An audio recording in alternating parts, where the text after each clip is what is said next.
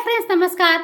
नूतन रेसिपीजमध्ये तुमच्या सर्वांचं खूप खूप मनापासून स्वागत आहे. तर फ्रेंड्स, आज आपण छान मस्त चटपटीत अशी चटणी, कैरीची चटणी करणार आहोत. म्हणजे कैरी आणि खोबऱ्याची चटणी करणार आहोत. खायला खूप भारी लागते.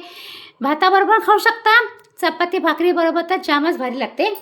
तर त्याच्यासाठी मी काय केलं आहे, अर्धी कैरी घेतली आहे. तुम्ही तुमच्या आवडीप्रमाणे कैरी कमी जास्त करू शकता. मी अर्धी कैरी घेतली आहे. कैरीला स्वच्छ धुतली, सालं काढली आणि असे हे तुकडे करून घेतलेले आहे कैरीचे. खोबरं घेतलेलं आहे, म्हणजे हँडफुल खोबरं घेतलेलं आहे. तुम्हाला जर खोबरं नसेल ॲड करायचं असेल तर तुम्ही स्किप पण करू शकता. पण कैरी आणि खोबऱ्याची चटणी खूप भारी लागते. तुम्ही सँडविचमध्ये पण करून खाऊ शकता. आणि हे ताजं नारळ घेतलेलं आहे.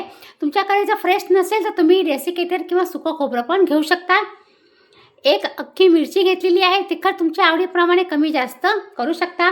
कोथिंबीर घेतलेला आहे. थोडासा मी पुदिना घेतलेला आहे. थोडीशी मी कढीपत्ता घेतलेला आहे. आणि हे 2 लसूणच्या पाकळ्या आणि हे आलं घेतलेलं आहे. आता आपण सगळं इथे एकत्र करूया.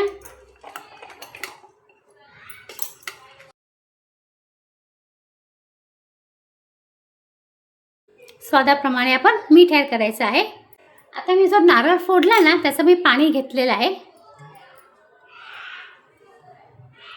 हे नारळ फोडला ना, त्याचं मी हे पाणी घेतलेलं आहे. आणि त्या नारळाचं पाणी आपण ॲड करायचं आहे. खूपच छान चव लागते. आता मी हे छान वाटून घेते आहे. तर हे बघा, छान मस्त चटणी आपली वाटली गेलेली आहे.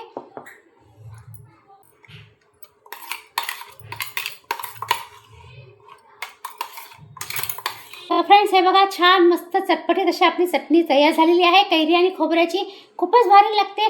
जर तुम्हाला थोडीशी गोडसर पाहिजे असेल ना, तर काय करा, अर्धा चमचा साखर किंवा छोटासा गुळाचा खडा वाटताना तुम्ही आतमध्ये ॲड करा. काही जणांना कशी आंबट गोड तिखट अशी चटणी आवडते, पण आमच्या घरात अशी गोड चटणी आवडत नाही ना, म्हणून मी ह्या पद्धतीने मी केलेली आहे. आणि खूपच भारी लागते, एकदम चटपटीत आहे.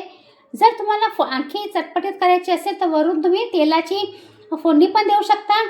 फोडणी पात्रामध्ये 1 चमचा तेल घ्यायचं. त्याच्यामध्ये राई म्हणजे मस्टर्ड सीड्स, लसूण आणि हलकीशी काश्मीरी पावडर, मिरची पावडर ॲड करून तुम्ही फोडणी पण देऊ शकता. खूप भारी लागते. तर फ्रेंड्स, तुम्हाला ही कैरी आणि खोबऱ्याची चटणी कशी वाटली नक्की कमेंट करा.